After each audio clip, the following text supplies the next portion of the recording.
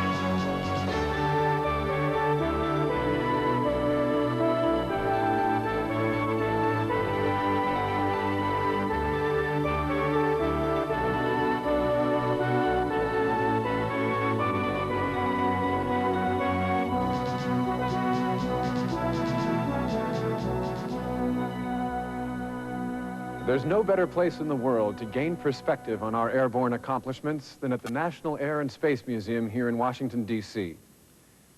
A little more than 80 years ago, the Wright brothers' first flight covered less ground than the space shuttle now occupies standing still. We've come so far this century that the sky is no longer the limit. It's just an invitation to fly farther, to look deeper, and to peer back at our own place in the universe. Future Flight takes us on a journey through the next century to explore events that haven't happened yet. World-renowned physicists, engineers, futurists, and science fiction writers have joined forces for this program to predict 10 exciting flights that could take place in the next 100 years.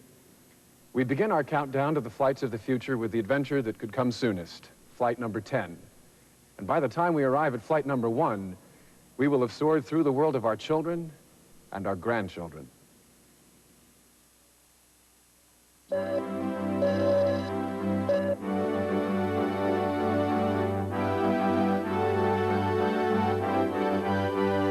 The 21st century has arrived. The skies are now home to a permanent orbiting space station. Standing at the edge of our new frontier, we're no longer visitors here, we are settlers. The space station is both home and office for the astronauts. So some of the cylindrical modules are living quarters, others are laboratories. There's even a supply module that the local residents call the corner grocery store.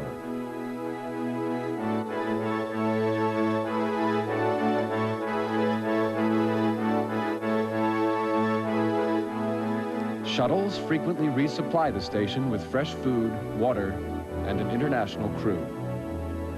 As well as offering a lifeline today, the shuttle was also responsible for the birth of the space station. During the 1990s, shuttle astronauts doubling as hard hats assembled the 300,000-pound structure.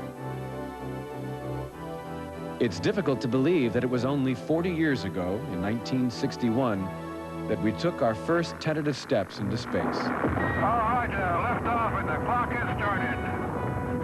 This is 3M7, the fuel is go.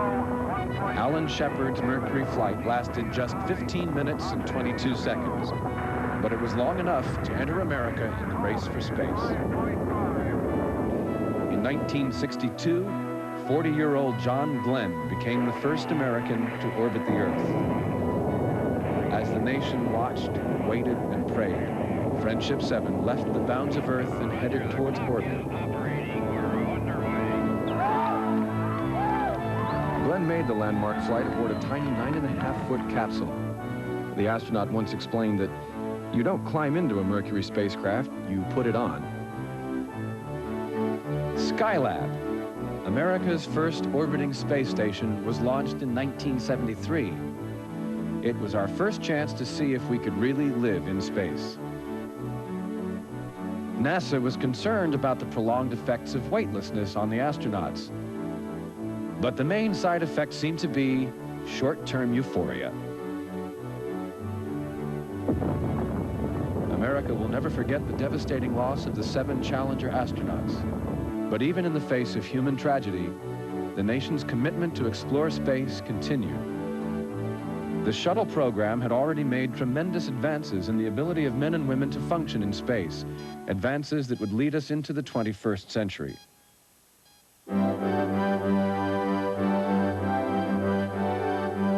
Now, in 2001, the permanent space station houses up to 20 men and women from a dozen nations, living and working 250 miles above the surface of the Earth. The station serves as a base of operations for the assembly, launching, and repair of satellites. With advanced communication systems, a 20th century dream has come true. Weather prediction is nearly 100% accurate. Space-produced pharmaceuticals are manufactured in quantity and purity, offering promise in the fight against some of the world's deadliest diseases. Station personnel are also responsible for periodic checkups on the remote-controlled space telescope. The free-flying observatory can see 14 billion light-years away, nearly to the edge of the universe. For the pioneers of the new millennium, the space station is just the beginning.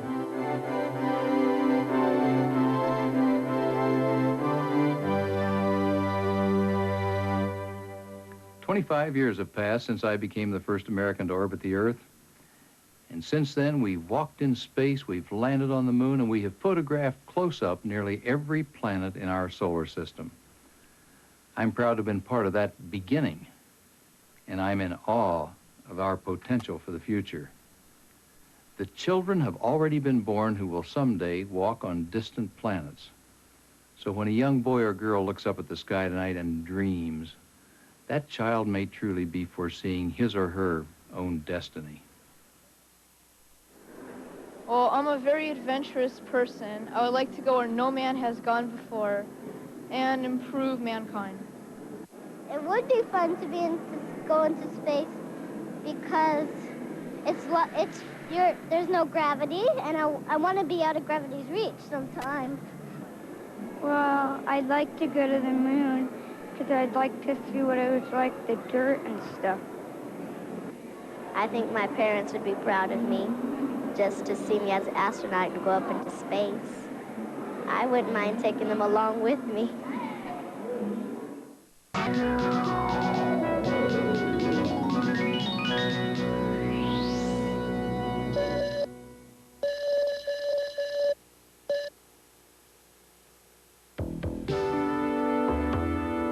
Traveling through a 21st century airport is something like visiting aviation in Wonderland. While waiting for lost luggage, yes, some things never change, passengers are treated to a visual array of shapes, sizes, and innovations.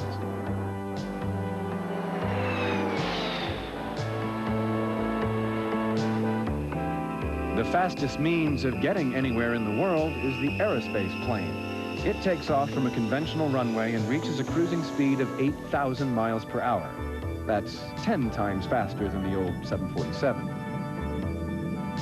The 300 passengers on board feel just a slight shudder as the plane pushes past the speed of sound. Despite sophisticated navigation and guidance systems, this is an airplane, and it requires a human pilot to fly the craft and control the scramjet engines that make hypersonic speeds possible. On this flight, a New York businesswoman who had breakfast at home will have lunch in Tokyo and be back in time for dinner and a concert at Carnegie Hall tonight. It wasn't that long ago that scientists believed airplanes would disintegrate if they tried to fly faster than the speed of sound. On October 14th, 1947, Captain Chuck Yeager sat in his Bell X-1, hoping that the experimental plane named after his wife would bring him home safely. The dangerous flight called for Yeager's small bullet-shaped plane to be dropped from the bomb bay of a B-29. The moment of truth approached. No one knew if Yeager would hit a so-called wall or if human flight could carry us beyond the speed of sound. Suddenly, the rumbling of distant thunder. the world had heard its first sonic boom. The sound barrier was forever broken. In an instant, one age of flight had ended and a new one had begun. As we learned to move through the skies at greater and greater speeds, we discovered new barriers. But new limits simply challenged the ingenuity of men and women who were willing to take us beyond possibility. It is this relentless quest for speed that compelled us to create new designs, stronger materials, and planes that fly faster than a speeding bullet. The aerospace plane was built on the lessons learned from everything that has ever flown before it. It had to be a commercial jetliner, a military transport, a space shuttle, and a rocket ship all rolled into one aircraft. In the year 2010, a regularly scheduled aerospace flight carries a new crew and fresh supplies to the orbiting space station. Instead of expensively blasting off from the Kennedy Space Center, the aerospace plane has efficiently taken off on its own power from Kennedy Airport.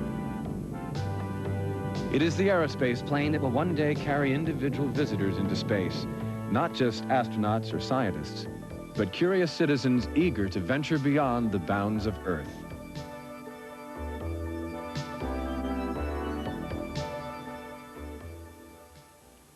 When we landed on the moon, it was the fulfillment of one dream and the beginning of many others. The limitless horizons of space suddenly held destinations rather than unreachable stars. When you look in the night sky, there is a beacon, slightly red and very bright, that captured our fascination centuries ago. Now, the dream of visiting Mars is real. And this planet, filled with scientific promise, is the site of our next encounter.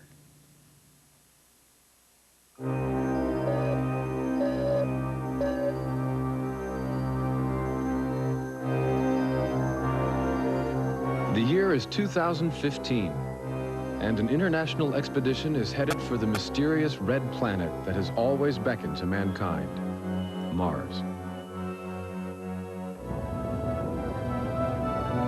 As early as 1965, we had the technology to send a probe to investigate our second nearest planetary neighbor. After traveling 35 million miles, Mariner 4's black and white reports were disappointing. Rather than finding signs of life, the photos revealed a desolate, moon-like, crater-filled world. But subsequent Viking soft landings rekindled our hope. Although they did not discover any signs of life, they did show us extraordinary vistas, much like the magnificent deserts of the southwestern United States.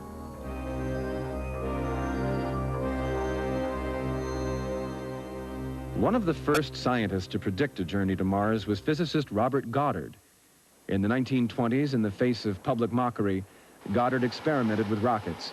Even the New York Times said he lacked, quote, the knowledge ladled out daily in high schools. Fortunately, he persevered and in 1926 launched the world's first liquid fuel rocket.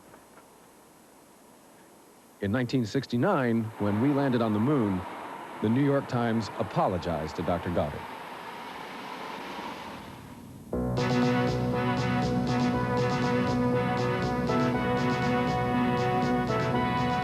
Nearly a century after Goddard proved it was possible, a ship propelled by a cryogenic mixture of frozen hydrogen and oxygen is completing its 6-month voyage to the red planet.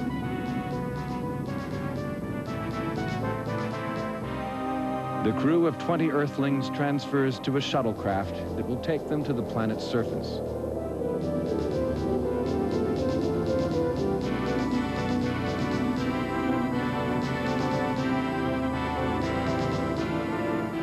Surviving in an atmosphere that is 95% carbon dioxide, each rotating crew is based in this hostile environment for a 2-year mission.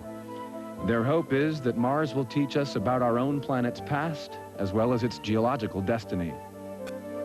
Experiments test the theory that Mars is surprisingly similar to pre-evolutionary Earth. Hovercraft explore Olympus Mons, the largest known volcano in our solar system. Mars also claims our galaxy's largest known canyon. The Valley of Mariner is 13 times larger than the Grand Canyon and would stretch from New York to California.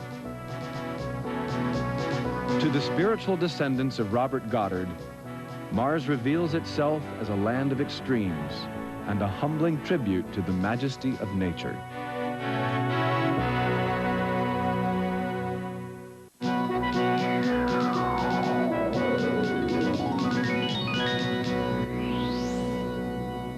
I believe that this nation should commit itself to achieving the goal before this decade is out of landing a man on the moon and returning him safely to the Earth.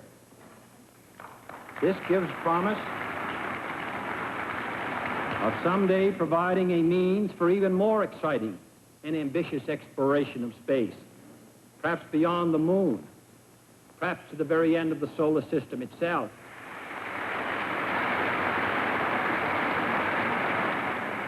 When my brother Jack committed the nation to land a man on the moon by the end of the 1960s, he was asking for more than just money. He was summoning Americans to come together in the spirit of his new frontier to meet the challenge of space. Imagination and enterprise took us to the moon, just as they have enabled us to achieve so much in other areas. A century ago, a popular common expression was, "It's as impossible as flying." But the experience of America has taught us that few goals are truly impossible if only we have the courage to seek them.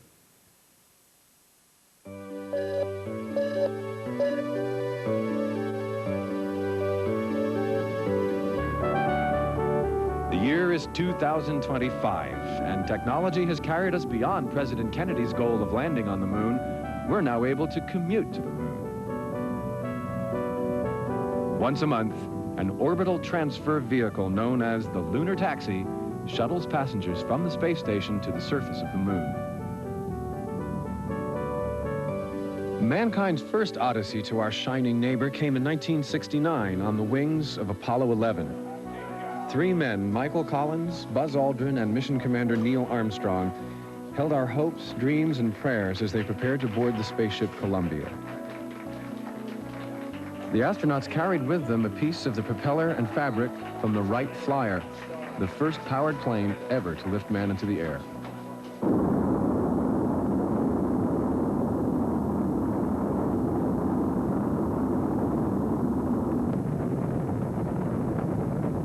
"600 million inhabitants of the planet Earth held a collective breath in front of their televisions as the lunar module made its treacherous approach. Tranquility Base here. The Eagle has landed.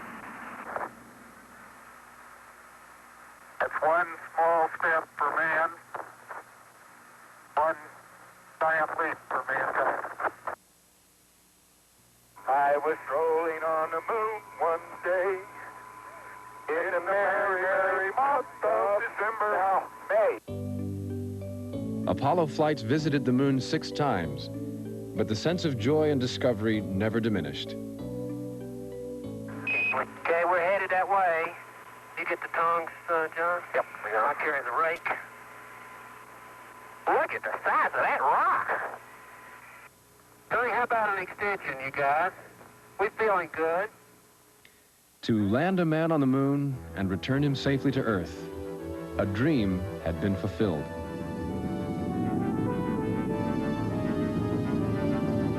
Now, in 2025, the Lunar Taxi makes scheduled visits to the moon.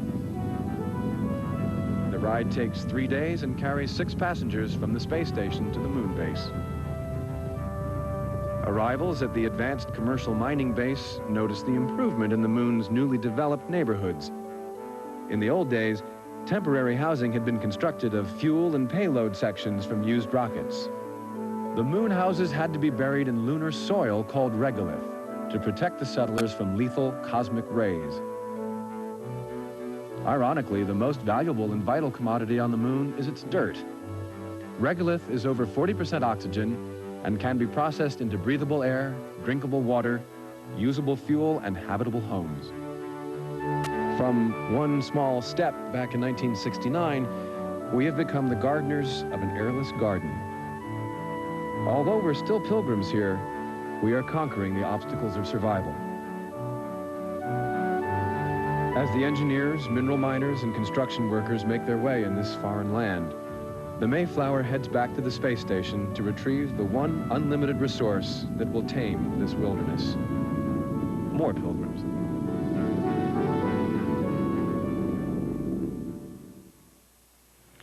The idea for the Voyager flight that took Dick Rutan and myself non-stop around the world began with a quick sketch on a napkin, a humble beginning for something that no one had ever tried before. When you look back at heroes like Charles Lindbergh and Amelia Earhart, people who had the courage to be the first, you realize that they were not just a part of history, they were also taking a step toward the future. The spirit and accomplishments of those who flew before give each new generation a chance to take their own first steps, a chance to fly into the future.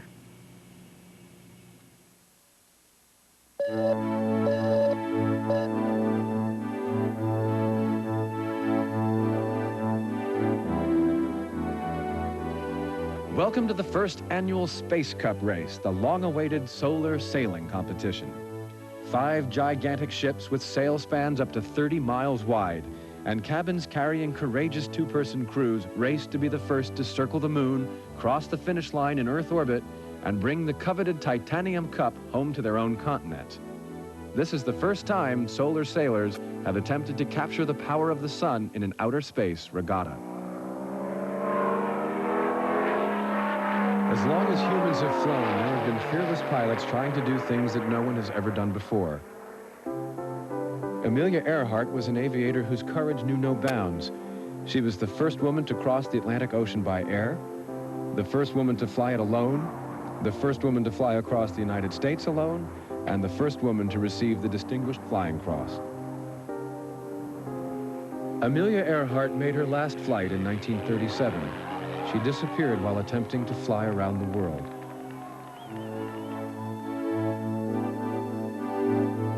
Basked in sunlight, the solar sails approach their turnaround point, the moon.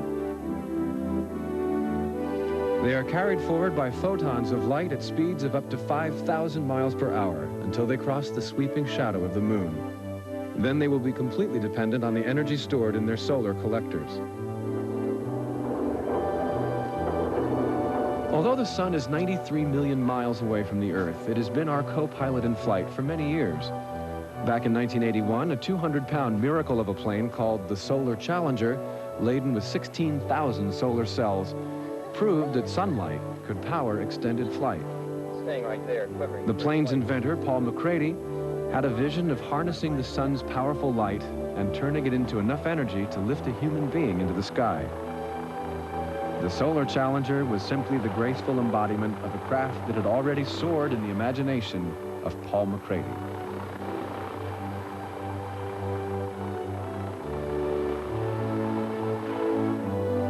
The intrepid solar sailors have cleared the dangerous dark side of the moon. And now, on day 10 of the Space Cup, the competitors approach the finish line.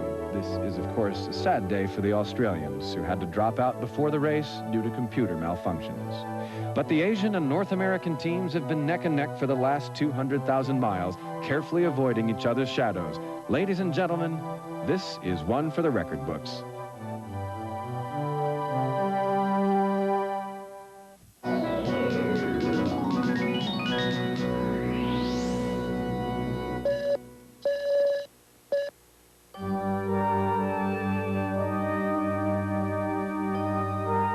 Blasting out of lunar orbit, an expedition of 40 space pioneers begins a perilous 3-year journey.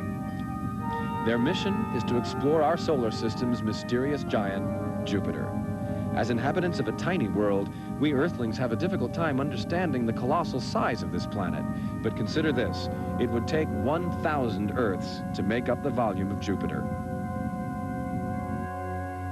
As far as we can tell, there's no solid surface to Jupiter. Just a vast sphere of gaseous clouds and liquid hydrogen that may be 10,000 miles deep. What lies beneath the strange and beautiful face of this planet is one of our universe's most intriguing scientific puzzles. The technology of the 20th century has brought us close, but so far, Jupiter's clouded mysteries have eluded human understanding. The Voyager space probes left Earth in 1977. After a series of near disasters and tension-filled months at California's Jet Propulsion Laboratory, Voyager successfully rendezvoused with Jupiter in 1979. The 500 million-mile voyage brought us more intimate portraits than ever before.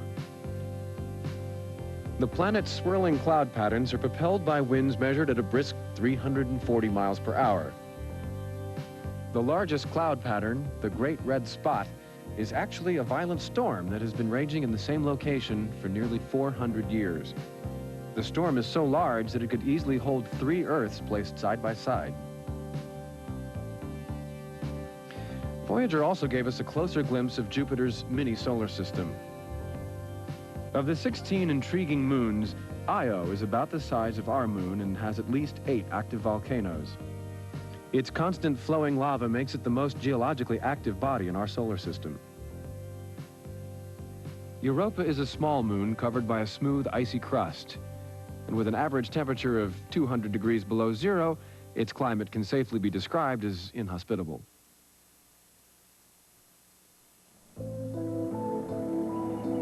In another land of eternal ice, in another time, Earthbound explorers once conquered the endless frozen expanses of the Antarctic. The expedition, led by Admiral Richard Byrd, headed through violent winds and bitter cold to establish an outpost at the South Pole.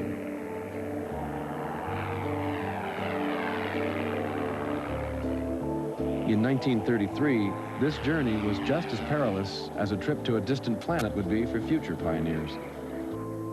Admiral Byrd's men fought time and the elements as the darkness of a 5-month winter night relentlessly approached. To monitor the extreme conditions, they set up the southernmost branch of the U.S. Weather Bureau.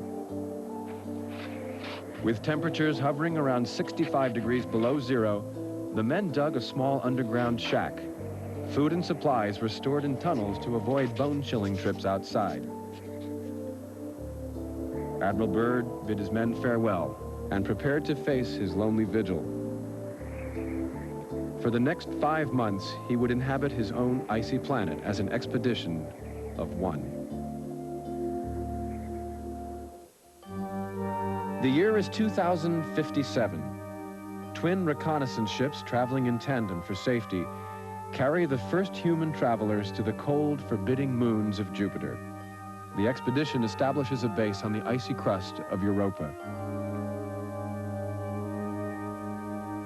These explorers hope to be the first to discover extraterrestrial life. Measurements indicate that Europa's surface is just a thin crust protecting a warm sea.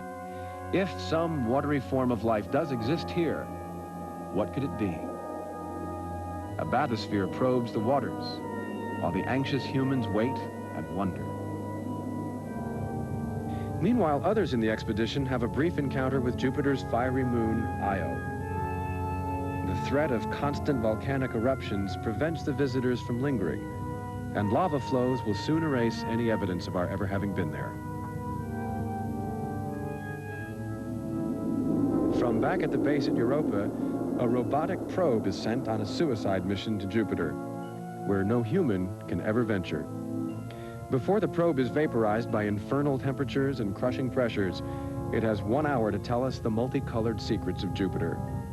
This intimate examination through layers of clouds and explosive electrical storms could explain the genesis of our entire solar system.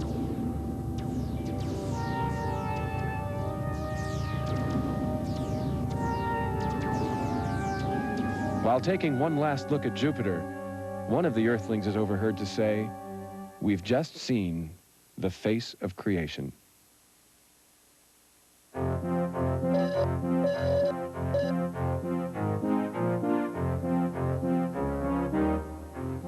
Asteroids. Millions of rocky, miniature planets that float through our solar system have proven to be the most profitable reason for sending humans to work in space. These rocks are actually loaded with resources worth billions of dollars. A reconnaissance team samples the asteroid's surface materials, measuring amounts of iron, nickel, and platinum. In the gold rush days of the 1800s, these folks would have been prospectors competing to stake the best claim. But now, in the year 2066, this is a cooperative international venture sharing a mother lode of mineral riches. This asteroid is relatively small, about 5 football fields across, but its value could have single-handedly wiped out the national debt back in the 1980s. In order to mine these riches, the huge rock is moved by an electromagnetic engine called a mass driver. The mass driver turns the asteroid itself into an enormous rocket, using the least valuable parts of soil as a propellant. It will take the giant cargo 5 years to make its 1 billion-mile journey to the Earth's orbit. Back in 1947, the flying boat ushered in the first age of jumbo transports. Howard Hughes himself, the designer of the world's largest plane, took the controls while the world watched and ridiculed. No one seemed to believe the 200-ton craft would ever be airborne. They called the gigantic wooden plane the Flying Lumberyard, and the nickname Hughes really hated, the Spruce Goose. The flying boat did fly that day. The flight lasted less than a minute and less than a mile, but it was one of the most memorable in aviation history. That one brief moment proved that airships could move larger payloads than anyone had ever thought possible.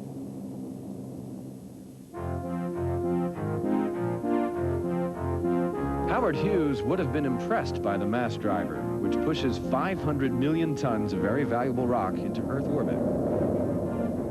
There, metals can be efficiently mined for use at home and in space. By moving this kind of industry off the Earth, we can help rid our planet of coal smoke and strip mining. Space wastes, in the form of gases and fine dusts, are swept out of the galaxy by the solar wind, leaving us a greener Earth.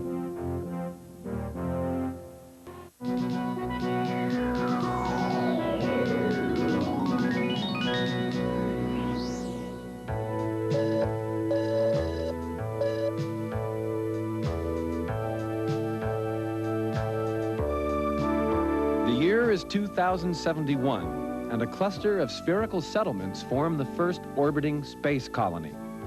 Each space city has already paid for itself several times over through the construction of solar power satellites, or SPSs, as we've come to call them. SPSs provide energy to the people of the Earth, as well as to the 10,000 settlers living and working in this space city.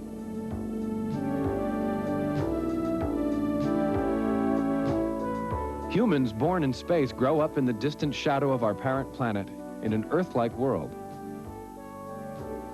Artificial gravity allows a curious student to stroll through the park, observing animals that were nearly extinct on Earth. In a subtropical garden, 1/10 gravity provides the perfect aerobic exercise, human-powered flight. Since the dawn of commercial aviation, we've tried to make ourselves feel more at home in the air. As early as 1935, the Douglas Sleeper transport, the original DC-3, was equipped with 14 berths. The stewardesses were generally required to be registered nurses, and as one airline ad put it, if I'd thought it was anything like this, I'd have been flying long ago. The 1930s also brought the age of the great dirigibles. Like airborne ocean liners, the airships made regular transatlantic crossings. Up to 100 elegant passengers enjoyed amenities such as music rooms. And for business travelers, there were spacious conference centers. People who were accustomed to the choppy seas of the North Atlantic or the turbulence of early aircraft were astonished at the calmness of the trip. At the time, it was considered the way to travel.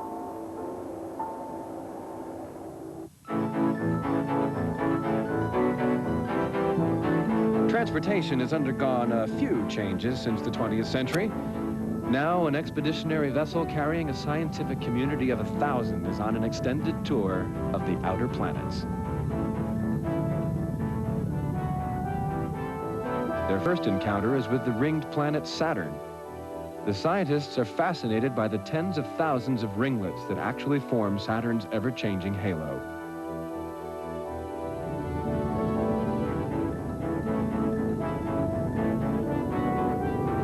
Planetary astronomers analyze the overwhelming new data, as others prepare to study Saturn's 17 moons. A chosen few board a probe bound for the giant moon Titan, which bears many similarities to Earth. They make final checks on the equipment that will measure the nitrogen-rich atmosphere that is so much like our own. In the coming years, the space explorers will be the first humans to visit the strangely tilted planet Uranus.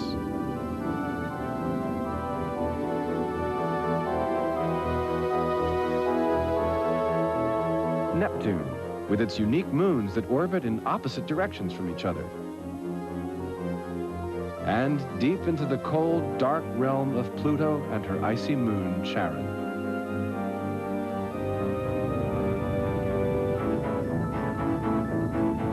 By the time it reaches the edge of our solar system, the expedition may find planets beyond Pluto, mysterious new worlds waiting to be discovered.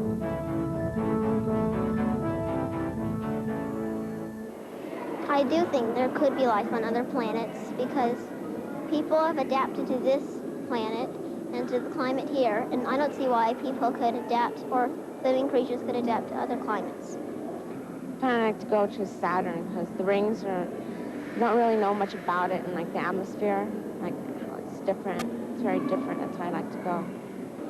I think it'll be like everybody floating in the air, spaceships going all around, and all kinds of funny creatures crawling over, floating all over space and all. And I think it'll be fun.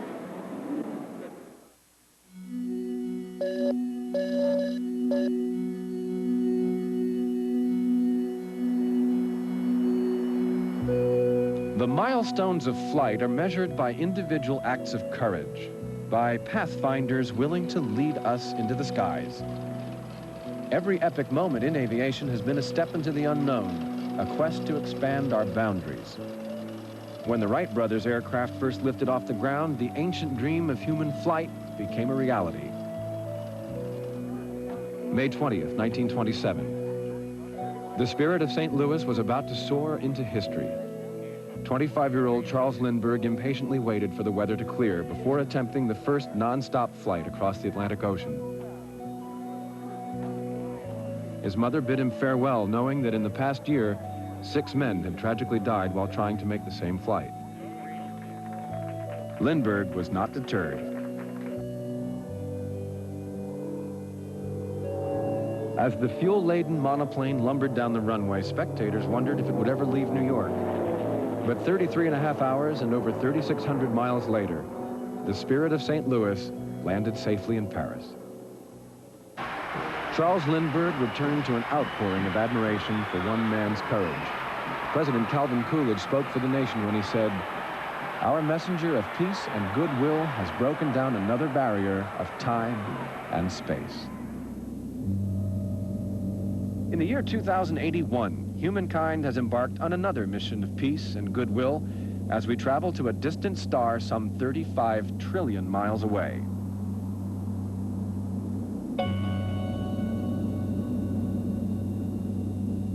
Radio telescopes on the moon have picked up a regular, repeated signal from another solar system. The purpose of this 30-year mission is to answer this intergalactic invitation. The 75 men and women on board the Starship are the first to extend a human hand of friendship to the inhabitants of another galaxy. The courageous volunteer crew consists of pilots, astronomers, engineers, robots, robotic experts, chemists, seismologists, educators, entertainers, historians, chefs, and a psychiatrist who helps everyone adjust to life in a limited society amidst the limitless realms of space.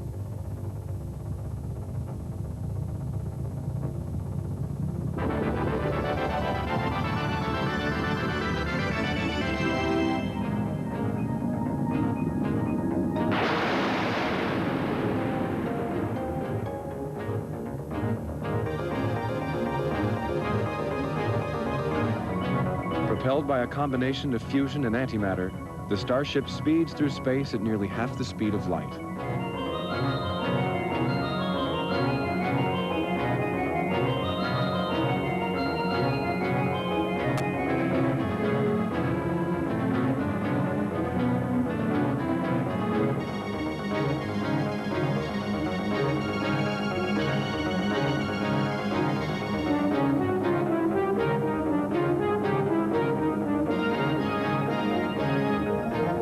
Even traveling at 90,000 miles per second, the explorers have had over 12 years to anticipate this moment of arrival.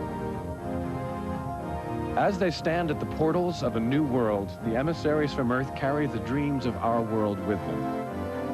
Whatever discoveries await them on the planet's surface, and whoever waits to greet them, will perhaps teach us more about ourselves and our own place in the universe.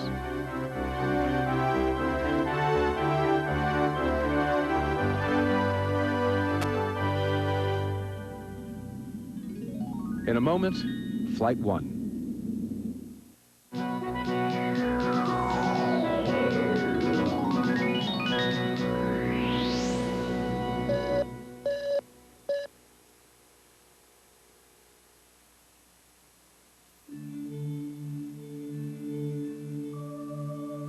The year is 2087. A man and a woman are about to visit their ancestral home for the first time.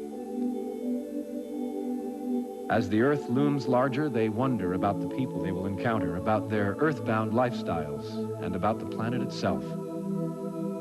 Leaving the space colony they've always thought of as home, the couple anticipates their visit to places that they've only seen on their video walls. From the moment they arrive at a spaceport near the city where their families once lived, they see a world that would have astonished their grandparents. Strangely, they feel an attachment for sights they've never seen before, people they've never known. There's a familiarity here despite the extraordinary scope and expanse that's so different from the boundaries of their space city. A familiarity that comes from a human connection in the midst of a technological world. Beyond the cities, beyond all the marvels created by mankind, the travelers discover that which is unique to the Earth. In the last 100 years, humans have visited nearly every planet in the solar system, but nowhere else have we seen the magnificence that is life in our world, the beauty and the majesty that is Earth.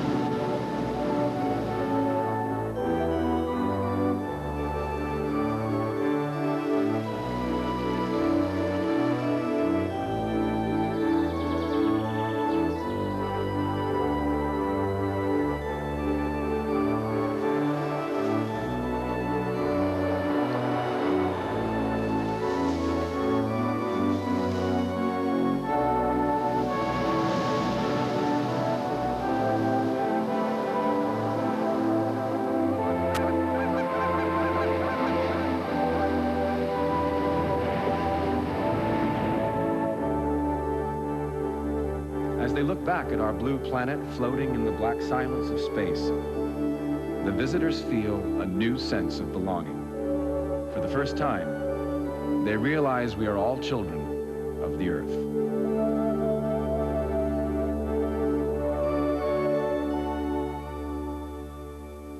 Albert Einstein once said that imagination is more important than knowledge. Without imagination, there would be no progress. No hope of discovering what lies beyond the next horizon. The 10 flights you've just seen may or may not happen. It almost doesn't matter.